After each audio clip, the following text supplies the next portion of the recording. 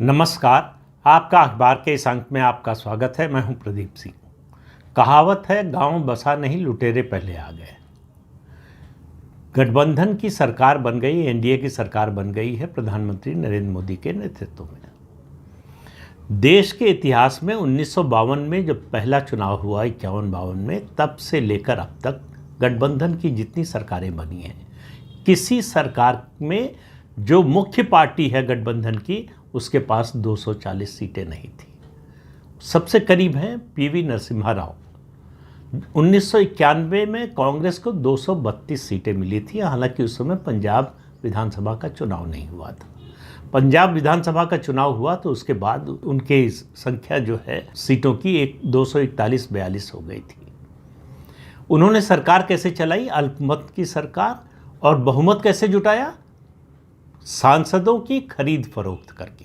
आपको याद होगा झारखंड मुक्ति मोर्चा कांड, उस पर जो है मामला गया सुप्रीम कोर्ट में, और सुप्रीम कोर्ट में ये साबित हुआ कि सांसदों की खरीद फरोख्त हुई। लेकिन उस समय जो सुप्रीम कोर्ट के महानुभाव जज लोग थे, उन्होंने कहा चूंकि ये जो घटना हुई ये सदन के अंदर हुई, इसलिए हम इसके बारे में कोई फैसला नहीं दे सकते, इसके खिलाफ कोई सजा नहीं सुना सकते। सदन के बाहर का मामला होता, ये हमारे जो है डोमेन में आता, ये हमारे जो है जुडिशियल रीच से बाहर का मामला है। जिस फैसले को अभी सुप्रीम कोर्ट ने पलटा है कि सदन के अंदर भी अगर भ्रष्टाचार होता है तो सुप्रीम कोर्ट में वो मामला आएगा और उस पर जो है अगर साबित होता है तो सजा होगी। अब आप अंदाज़ा लगाइए कि उस समय अगर ये फैसला आया होता तो उस सरकार का क्या हश्र होता। तो अभी जो सरकार बनी है, इसलिए मैं कह रहा हूं कि ये पहली सरकार है जिसमें जो मुख्य दल है उसके सांसदों की संख्या 240 है, यानी 32 कम है स्पष्ट बहुमत से। लेकिन इस सरकार का कई पार्टियों के साथ एक प्री पोल अलायंस था, चुनाव पूर्व गठबंधन। चुनाव में ये गठबंधन बनाकर गए थे, सीटों का तालमेल, सीटों का बंटवारा करके गए थे। उस गठबंधन को स्पष्ट बहुमत मिला है 292 का, 292। जो स्पष्ट बहुमत की जो संख्या है 272, 272, उससे 20 ज़्यादा है। तो इस सरकार के बहुमत के बारे में कोई आशंका नहीं है, लेकिन आशंकाएं पैदा की जा रही हैं। इस सरकार को अस्थिर बनाने की कोशिशें हो रही हैं, और इस सरकार को अस्थिर बनाने की कोशिशों के पीछे जो उम्मीद जो टिकी हुई है पिछली सरकारों के अनुभव से, जो अपना कार्यकाल पूरा नहीं कर पाए, उनमें से ज़्यादातर ऐसी हैं जिनको कांग्रेस पार्टी ने समर्थन देकर बाहर से बनवाया सरकार को, और फिर हाथ खींच लिया, सरकार गिरा दी और देश को मध्यावधि चुनाव में झोंक दिया। उसके अलावा दूसरी जो चीज़ इस समय दिमाग में आती है, जो लोग जो चाहते हैं कि ये सरकार अस्थिर हो, उनको अटल बिहारी वाजपेयी के समय जो गठबंधन बना था, उसके अलावा जो गठबंधन मनमोहन सिंह के समय बना था, यानी एनडीए और यूपीए, उस समय जो घटक दल थे उनकी खींचतान, उनकी जो डिमांड्स थी जो कभी ख़त्म नहीं होती थी, उनको लेकर एक तस्वीर गढ़ने की कोशिश हो रही है कि गठबंधन की सरकार चलाना बहुत मुश्किल काम है। और मोदी को तो इसका अनुभव है ही नहीं। मोदी को तो बहुत सी चीज़ों का अनुभव नहीं था। जब पहली बार गुजरात के मुख्यमंत्री बने तब वो कभी ग्राम सभा का भी चुनाव नहीं जीते थे। तो बाई इलेक्शन हुआ, विधानसभा का चुनाव जीते, मुख्यमंत्री बनने के बाद जीते, और उसके बाद फिर जो है मुख्यमंत्री का कार्यकाल उनका कैसा रहा ये बताने की ज़रूरत नहीं है। उनको कोई प्रशासनिक अनुभव नहीं था। जब 2001 में वो मुख्यमंत्री बनकर गए गुजरात के, और वो किसको हटा कर गए? गुजरात में भारतीय जनता पार्टी के सबसे लोकप्रिय नेता केशुभाई पटेल को, उनकी जगह ली उन्होंने। और जातीय समीकरणों के हिसाब से नरेंद्र मोदी की जाति कहीं टिकती ही नहीं थी, उसका ऐसा कोई जनाधार ही नहीं था। इसके बावजूद 12-13 साल गुजरात पर राज किया और देश भर में, दुनिया भर में एक गुजरात मॉडल पेश किया। फिर आया 2014, कहा गया कि मोदी को तो जो है राष्ट्रीय राजनीति का कोई अनुभव नहीं है। प्रधानमंत्री के रूप में देश चलाना और मुख्यमंत्री के रूप में प्रदेश चलाना, इन दोनों में ज़मीन आसमान का अंतर है। जो प्रदेश चला चुका है सफलतापूर्वक, जरूरी नहीं कि देश चला पाए। देश चलाने के लिए बहुत सी योग्यताओं की ज़रूरत होती है, बहुत सी खूबियों की ज़रूरत होती है, बहुत सी स्किल्स की ज़रूरत होती है। फिर कहा गया कि इनको तो विदेश नीति का कोई अनुभव ही नहीं है। और आपने देखा है कि पिछले 10 साल में विदेश नीति के मामले में भारत की जो स्थिति है वो पिछले आज़ादी के बाद से अब तक की सबसे अच्छी स्थिति है। विदेश नीति की सफलता मोदी सरकार की जो है वो स्वर्णाक्षरों में लिखी जाने वाली है। जिस तरह की सफलता मिली है, वो जो एक अवरोध बना हुआ था, अगर हम इजराइल जाएंगे तो अरब देश नाराज़ हो जाएंगे, रूस जाएंगे तो अमेरिका नाराज़ हो जाएगा, अमेरिका जाएंगे तो रूस नाराज़ हो जाएगा, प्रधानमंत्री नरेंद्र मोदी ने सब किया वो जो हमारी विदेश नीति में वर्जित माना जाता था, और सब जगह सफलता हासिल की। तो लेकिन आज बात उनकी सरकार की जो है सफलताओं की नहीं हो रही है, 10 साल उन्होंने कैसे राज चलाया उसकी नहीं हो रही है। देखिए, सवाल सबसे बड़ा जो होता है मेरी नज़र में इस सरकार के लिए भी वही है कि सरकार की चाबी किसके हाथ में है। जब मनमोहन सिंह की सरकार की बात होती है, जब अटल बिहारी वाजपेयी की सरकार की, गठबंधन की सरकार की बात होती है, तो सरकार की चाबी घटक दलों के हाथ में थी। आपको याद है मनमोहन सिंह प्रधानमंत्री की शपथ ले चुके थे और उसके बाद चेन्नई से घोषणा हो रही थी कि हमारे ये जो है नेता मंत्री बनेंगे और ये पोर्टफोलियो होगा। आपने इस शपथ ग्रहण समारोह देख लिया। अभी जब मैं ये वीडियो बना रहा हूँ तब उस समय लग रहा है किसी भी समय जो है वो पोर्टफोलियो की घोषणा हो सकती है। कोई आपको इस तरह की आवाज़ सुनने को मिली कि हमको ये पोर्टफोलियो चाहिए, या फिर कोई घटक दल ये घोषित करे कि हमारा जो नेता है, जो मंत्री बना है, उसको ये पोर्टफोलियो मिलेगा? सब कुछ प्रधानमंत्री नरेंद्र मोदी तय कर रहे हैं। इस सरकार की चाबी प्रधानमंत्री नरेंद्र मोदी के हाथ में है। जिस तरह से घटक दलों के बीच में उन्होंने कैबिनेट बर्थ और दूसरे राज्य मंत्रियों का, यानी काउंसिल ऑफ मिनिस्टर्स की जो बर्थ हैं, उनका बंटवारा किया। एक प्रफुल्ल पटेल को छोड़ दे तो ज़्यादा कोई कुछ बोला नहीं। अब आप देखिए, यही सेंस ऑफ एंटाइटलमेंट है। उनको लगता है कि वो कैबिनेट मिनिस्टर रह चुके हैं तो उससे नीचे कैसे आ सकते हैं। वो ये देखने को तैयार ही नहीं है कि उनके पैर के नीचे से ज़मीन खिसक चुकी है। उनकी पार्टी का सिर्फ एक लोकसभा सदस्य जीता है। उनसे जितनी अपेक्षा थी गठबंधन में योगदान की उनकी पार्टी से, वो नहीं कर पाई है। उनकी पार्टी पूरी तरह से फेल रही है, जनता के इम्तिहान में पास नहीं हो पाई है। इस बात की शर्म होनी चाहिए थी। कहाँ कहना चाहिए था कि हमारी जो परफॉर्मेंस है उसको देखते हुए हमें मंत्रिमंडल में शामिल न किया जाए। लेकिन वो कह रहे हैं कि हम बनेंगे तो कैबिनेट मिनिस्टर ही बनेंगे, तो मना कर दिया गया। अभी खबर आ रही है कि एकनाथ शिंदे ने भी कहा कि हमारे 7 लोकसभा सदस्य हैं, हम उम्मीद कर रहे थे कि एक कैबिनेट रैंक मिलेगी, लेकिन स्वतंत्र प्रभार का राज्य मंत्री का पद मिला है। एकनाथ शिंदे को उस समय ये बात याद नहीं रही कि जब 115 विधायकों वाली पार्टी का डिप्टी सीएम बना और 42 विधायकों वाली पार्टी का नेता जो है वो मुख्यमंत्री बना। ये बात कैसे एकनाथ शिंदे भूल सकते हैं? और वो स्थिति अब भी है। एकनाथ शिंदे की पार्टी के विधायकों की संख्या लगभग 1/3 है भाजपा के विधायकों की संख्या से, अगर उसके साथ जो निर्दलीय विधायक जो समर्थन कर रहे हैं उनको जोड़ लिया जाए तो। बोलने के लिए तो आप कुछ भी बोल सकते हैं, लेकिन मुझे लगता नहीं कि प्रधानमंत्री नरेंद्र मोदी ऐसे किसी दबाव में आने वाले। अब दरअसल यही सब चीज़ें हैं, अतीत को याद करके और वर्तमान में जो विपक्ष है उसकी उम्मीद जो है टिकी हुई है 2 लोगों पर, चंद्रबाबू नायडू और नीतीश कुमार पर। ये 2 बड़े घटक दल हैं इस गठबंधन के। चंद्रबाबू नायडू की पार्टी तेलुगु देशम को 16 सीटें मिली हैं और नीतीश कुमार की पार्टी जनता दल यूनाइटेड को 12 लोकसभा सीटें मिली हैं। इन दोनों को मिलाकर जो है 28 सीटें होती है। इसी पर टिकी है विपक्ष की निगाह, जैसे बिल्ली की निगाह छीके पर टिकी होती है और वो इस इंतज़ार में बैठी रहती है सर उठाए कि अब छीका टूटा कि तब टूटा। उसी हालत में विपक्ष है। उसको लग रहा है कि अगर हमको सत्ता की मलाई मिली तो यही दो लोग दिला सकते हैं। और इन दो लोगों का रुख और जो वर्तमान राजनीतिक परिस्थिति है इनके सामने, उसको देखिए तो आपको लगेगा कि विपक्ष को नाउम्मीदी ही हाथ लगने वाली है। चंद्रबाबू नायडू हो चाहे नीतीश कुमार हो, दोनों ने एनडीए की बैठक, जो संसदीय दल की बैठक हुई, उसमें जो भाषण दिया, जिस तरह से मोदी का समर्थन ही नहीं किया, जिस तरह से मोदी का समर्थन किया और जो बातें कही, उससे बड़ा स्पष्ट है कि देखिए, राजनीति के बारे में कोई भविष्यवाणी नहीं कर सकता कि कल क्या होगा या भविष्य में क्या होगा।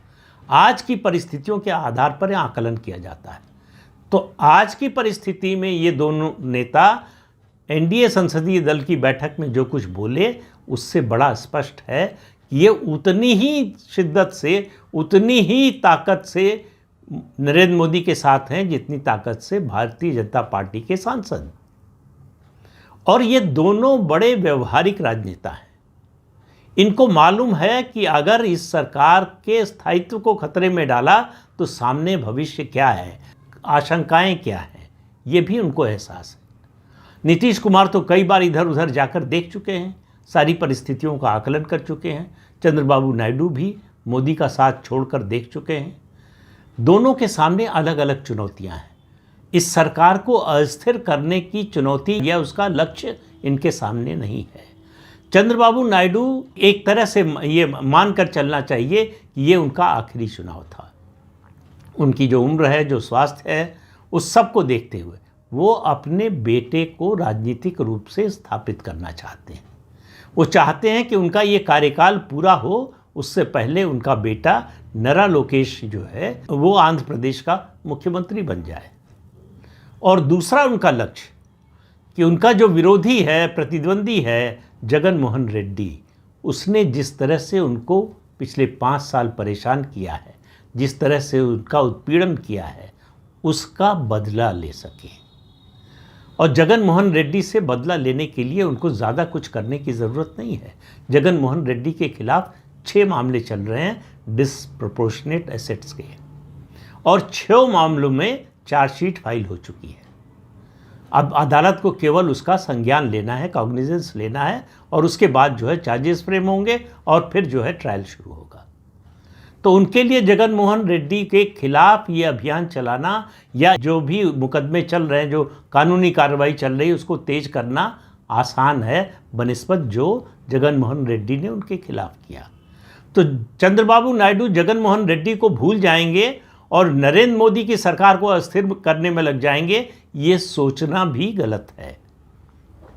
तो चंद्रबाबू नायडू का जो मुख्य लक्ष्य है, उनका जो कंसर्न है, वो आंध्र प्रदेश की राजनीति है, राष्ट्रीय राजनीति नहीं है। इसीलिए देखिए, एक कैबिनेट और एक राज्य मंत्री की बात पर वो सहमत हो गए। शायद पुराना ज़माना होता तो इतने पर वो संतुष्ट नहीं होते, लेकिन इस पर जो है उनकी ओर से कोई एतराज़, कोई जो है समस्या नहीं खड़ी की गई। पोर्टफोलियो को लेकर उनकी कोई डिमांड सामने नहीं आई। इसी तरह से नीतीश कुमार के सामने उदाहरण है नवीन पटनायक का।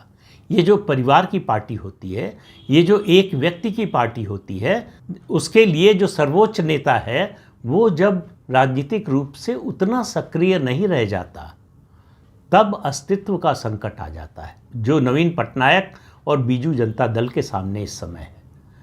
नवीन पटनायक ने अपना कोई राजनीतिक उत्तराधिकारी नहीं बनाया। आज उनके सामने स्थिति है कि उनकी पार्टी का क्या होगा, उसका भविष्य क्या होगा, उसका उत्तराधिकारी कौन होगा। उनका ये, मैं मानकर चल रहा हूँ कि नवीन पटनायक का ये आखिरी चुनाव था, और उनके स्वास्थ्य की वजह से कह रहा हूँ। जिस तरह का उनका स्वास्थ्य है, उसको देखते हुए इसी चुनाव में उनके लिए चुनाव लड़ना मुश्किल हो रहा था। अब आगे वो 5 साल बाद चुनाव लड़ने की स्थिति में होंगे, कैंपेन करने की स्थिति में होंगे, ये कहना बड़ा मुश्किल है। हालांकि चमत्कार भी होते हैं, कुछ भी हो सकता है, लेकिन जो परिस्थिति बनी है, जिस तरह से वीके पांडियन ने राजनीति से संन्यास की घोषणा की है, वीके पांडियन को दिख गया है कि अब आगे कुछ नहीं है। तो सबसे पहले वो कहते हैं ना कि जब जहाज़ डूबने वाला होता है तो चूहे सबसे पहले भागते हैं। तो वीके पांडियन एक ब्यूरोक्रेट थे, और सरकार का फ़ायदा उठा रहे थे, नवीन पटनायक का स्वास्थ्य खराब होने का फ़ायदा उठा रहे थे और उनके विश्वास का फ़ायदा उठा रहे थे। उनको समझ में आ गया कि अब वो दिन लद गए, अब वो नहीं होने वाला, तो उन्होंने पल्ला झाड़ लिया। नीतीश कुमार के सामने समस्या है कि उन्होंने अपनी पार्टी में कोई नंबर 2 नहीं बनाया, अपनी पार्टी का कोई राजनीतिक उत्तराधिकारी तय नहीं किया और उनका भी स्वास्थ्य कोई बहुत अच्छा नहीं है। 2025 का चुनाव विधानसभा का वो ज़रूर लड़ेंगे और भाजपा घोषणा कर चुकी है कि उन्हीं के नेतृत्व में लड़ेगी, लेकिन वो कितने दिन राजनीतिक रूप से सक्रिय रह पाएंगे ये कहना आज बड़ा मुश्किल है। तो उनके सामने भी अपनी पार्टी के अस्तित्व का सवाल है। अपने पार्टी की राजनीतिक विरासत किसको सौंपें ये तय करने का उनके सामने लक्ष्य है। उनके सामने ये लक्ष्य नहीं है कि केंद्र की नरेंद्र मोदी के नेतृत्व वाली सरकार को कमज़ोर कर दें। उनको इंडिया ब्लॉक के साथ जाने से कुछ नहीं मिलने वाला है। उनको मालूम है कि उधर जाने का मतलब है एक तरह से राजनीतिक आत्महत्या। तो नीतीश कुमार कुछ भी कर सकते हैं, चाहे जितनी बार पलटे हों। इस बार उनका पलटना संभव दिखता नहीं और जिस तरह की भाषा वो बोल रहे हैं उसको देखते हुए और भी लगता है कि उन्होंने अब मन बना लिया है कि जो भी होगा यही होगा, उन्हें जो भी मिलना है यही मिलना है। उधर जाकर उनके हाथ कुछ लगना नहीं है। उधर जाकर उन्होंने देख लिया है, एक बार नहीं 2-2 बार जाकर। तो उनको मालूम है कि अगर अपनी पार्टी का अस्तित्व बचाना है तो इधर रहने में ही फ़ायदा है और उसकी प्लानिंग के लिए समय भी उनको यही मिलेगा। जबरन उनकी पार्टी को ख़त्म करने की कोशिश भाजपा नहीं करेगी। भाजपा को मालूम है कि नीतीश कुमार की अनुपस्थिति में उनकी पार्टी का एक बड़ा हिस्सा भाजपा के साथ आएगा। दोनों पार्टियों के कार्यकर्ताओं की, नेताओं की जिस तरह की केमिस्ट्री है ज़मीन से लेकर ऊपर तक, उसको देखते हुए उन दोनों पार्टियों का साथ आना ज़्यादा स्वाभाविक लगता है, स्वाभाविक गठबंधन नज़र आता है। और ये बार बार चुनाव में साबित हुआ है। जब भी नीतीश कुमार और भाजपा मिले हैं, सत्ता में आए हैं 2005 से लगातार। तो इसलिए इन दो पर जो निगाह टकटकी लगाए जो कांग्रेस पार्टी और उसके साथी दल बैठे हैं, उनसे निराशा हाथ लगने वाली है। ममता बनर्जी ने भी कहा, कांग्रेस पार्टी के भी कुछ नेताओं ने कहा कि अभी सरकार बनाने का दावा नहीं पेश किया है, लेकिन भविष्य में भी नहीं करेंगे, ऐसा हमने नहीं कहा है। भविष्य में भी इसकी संभावना नहीं बनने वाली है। लेकिन एक इकोसिस्टम है जो लगातार इस बात को कह रहा है कि ये सरकार 5 साल नहीं चलेगी। नरेंद्र मोदी गठबंधन की सरकार नहीं चला पाएंगे। गठबंधन के जो घटक दल हैं उनकी डिमांड आने वाले समय में बढ़ेगी। उसकी वजह से आपस में तनाव बढ़ेगा और तनाव के कारण जो है ये सरकार अस्थिर होगी और 5 साल पूरा नहीं कर पाएगी। मुझे ऐसा कोई कारण इस समय, कम से कम आज की परिस्थिति में, नज़र नहीं आ रहा है जो इस सरकार के स्थायित्व को लेकर शंका उठाए या शंका जाहिर कर सके। ये सरकार अगर 240 न होती भारतीय जनता पार्टी की सीटें, मान लीजिए वही 180-150 ही होती, तो इस तरह के सवाल जरूर उठते और दूसरे घटक दल और बड़े होते, तब ये सवाल उठ सकता था। आने वाले दिनों में मुझे लगता है कि भारतीय जनता पार्टी अपना बहुमत जुटाने की कोशिश करेगी बिना खरीद फरोख्त किए। अटल बिहारी वाजपेयी की सरकार 1 वोट से गिरी थी, लेकिन वोट खरीदने का फैसला उन्होंने नहीं किया। और उन्होंने संसद में कहा भी था, जब ये कहा जा रहा था कि जो है खरीद फरोख्त की कोशिश हो रही है, तो उन्होंने कहा था कि ऐसी सत्ता को वो चिमटे से छूना भी नहीं पसंद करेंगे। तो भारतीय जनता पार्टी का कम से कम केंद्र सरकार के मामले में ये कल्चर रहा है, ये संस्कृति रही है और ये इसकी परंपरा रही है। तो नरेंद्र मोदी किसी पार्टी के, वो चाहे सहयोगी हो चाहे विरोधी हो, उसके सांसदों को खरीद कर अपना बहुमत बनाएंगे, ऐसा मुझे लगता नहीं। उनको मालूम है कि इससे उनकी सरकार की न केवल छवि प्रभावित होगी, बल्कि उनकी अपनी छवि को भी धक्का लगेगा। महाराष्ट्र में एक अजीत पवार को लेने से उनको जो धक्का लगा है, उससे अभी तक पार्टी और प्रधानमंत्री खुद व्यक्तिगत रूप से उभर नहीं पाए हैं। तो ऐसा कोई कदम दोबारा उठाएंगे, ऐसा मुझे लगता नहीं है। तो इस सरकार की अस्थिरता को लेकर विपक्ष और विपक्ष का इकोसिस्टम कितने भी सवाल उठाए, ये सरकार उतनी ही मजबूत है, उतनी ही स्थायी है जितनी 2014 और 2019 की पूर्ण बहुमत की सरकार थी।